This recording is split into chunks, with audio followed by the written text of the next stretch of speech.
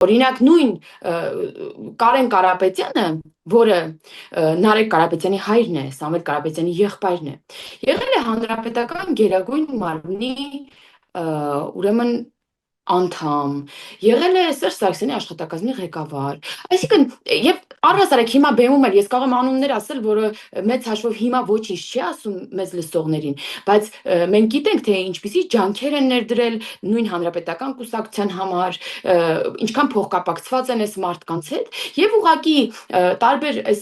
հանրապետական եւ դաշնակցական շրջանակից հավաքես մարդկանց բերես ուրիշ անվան տակ ինչ որ ուժի ներքո ներկայացնես, սա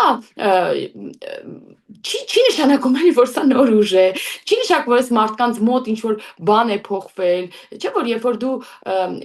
հատկապես գալիս եւ հայտարարում ես, որ մենք նախկինների հետ կապ չունենք, մենք նրանց հետ չենք միավորվի, սա նույն գալիս է նույն պատկերը, երբ Գյումրիում Վարդան Ղուկասյանն ու Մարտուն Գրիգորյանը իրար դեմ ինչքան